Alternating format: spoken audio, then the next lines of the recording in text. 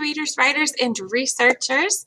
We are coming back with a little more RQ1 writing today. So we are working on proving our understanding of key characteristics by writing an explanatory text right in our ecosystem book. So you are authors. So remember this book, it's a final project packed with factually accurate and interesting information about your ecosystem of choice. So yesterday we started turning RQ1 into writing. So what I want to do to refresh a little bit is I want to show you an example introductory sentence or main idea. Can you rephrase this? How could we rephrase this introductory sentence to fit the main idea of research question 1? So I'm going to pause this video. You will rephrase it in your notebook. So you will write it by hand in your ELA notebook, and then we'll come back and share. Excellent. Thank you so much to everybody for sharing. The major changes that I heard you make is that you added the words key characteristics. You also added the words climate, geography, plants, and animals, because we know that a main idea creates that umbrella and tells the reader what it is they'll be reading about for the rest of that passage. Well, here it's reading about the key characteristics of the Antarctic, which are climate, geography, plants, and animals. So we'll be looking for that transfer and that type of main idea in your writing as well. So yesterday I showed you how I took some of this research about the Antarctic and I turned it into writing. Remember, before you write something, you need to be knowledgeable about what you're writing about. So we spent time researching so that you can become knowledgeable on the key characteristics of your ecosystem. Then we can write to inform others. So this is that rubric that we're taking a look at, and we're focusing in on the column that has all twos. So an introduction sentence that states the main idea, well, we just practiced rewriting those, includes at least 3 relevant supporting details. So if you're introducing climate, geography, plants, and animals, we should have relevant details about those. What is the climate? What is the geography? And then a relevant explanation of each. That part's hard, and I'm going to show you a little more about that today. We're going to have a concluding sentence, and of course you need to use complete sentences. So here is the example that I showed you yesterday of my writing. Here's how I took my RQ1 information, my research, and I then wrote to inform. So there are many key characteristics like climate, geography, plants, and animals that make Antarctica unique. Antarctica is entirely located in the Southern Hemisphere. Believe it or not, the Transantarctic Mountains separate East Antarctica and West Antarctica. The South Pole is located in the center of Antarctica. Due to the geography of Antarctica, there is limited plant and animal life in this ecosystem. The climate of Antarctica is unlike any on Earth. Antarctica is considered a desert, even though it is covered in snow and ice. There is little to no snowfall in this region, and the geographical location has caused this type of climate on Antarctica. There are few plants due to the climate on Antarctica. The plants do not grow here. The plants that do grow here are outside of the Antarctic Circle. Lichens, mosses, algae, and liverworts are some types of plants that grow here. These plants can be found on the Antarctic Peninsula close to South America. Most animals do not call Antarctic their home due to the geography and climate. The animals that do live here year-round have adapted to the harsh environment. Many different types of birds come to Antarctica to breed during the summertime, and then they leave. Penguins are the only birds that call Antarctica home year-round. There is a variety of sea life that live in the oceans around Antarctica.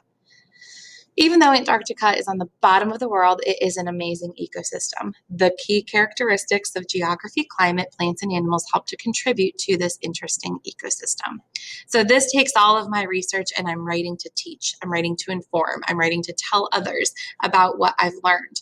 So I want to show you an example of what my writing may look like with just supporting details, and then a really short introduction, a really short conclusion that doesn't really refer to my main idea. I'm researching the Antarctic. It is cool. It is in the Southern Hemisphere.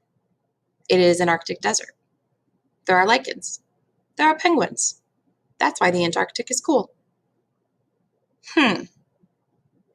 Factual? Yes. Told you where it is. Told you what the climate is. Gave you a plant. Gave you an animal. But did I prove that I'm an expert? I did not. I also didn't really tell you what my main idea is. And because I didn't tell you what my main idea is, my details seem kind of random. And my conclusion, what am I wrapping up? Because I don't even know what my main idea is.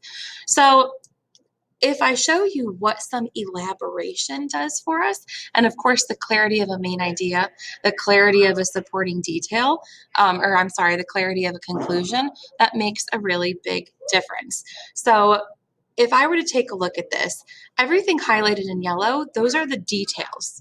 The specific details from my research, that's me teaching you about climate, geography, plants, and animals. Everything else in between is explaining and elaborating. So I want to pause the video real quick so we can have a conversation. What is the main difference between this, sample one, and this? What is the difference? And what would you do to improve this one? Let's pause now. Great. So we talked a lot about the elaboration and the explanation. So talking about this, this right here, due to the geography of Antarctica, there's limited plant and animal life in this ecosystem. I'm using that connections column. I'm going in and talking more. There are a few plants due to the climate. I'm using that relationship column. The animals that do live here have adapted to the harsh environment. I'm using that relationships column from our research. That's a great place to find your explanations. So how does this actually translate into my book? I'm going to pull up my book on Book Creator right now because I've been showing you my writing in a slide, but that's not where you're writing it. You're writing it in your book. So if I've got my book, Save the Antarctic, I have my table of contents. I am focusing today on key characteristics. I'm not writing about picking up trash. I'm not writing about fun facts. I'm not writing about anything else other than research question 1, key characteristics. So that's the heading that I gave my section, key characteristics. And I decided to split my pages up by paragraph. So I've got my introduction. There are many key characteristics like climate, geography, plants, and animals that make Antarctica unique. I added a picture when I was done with all of the writing. So you should be focusing on the text first, pictures second.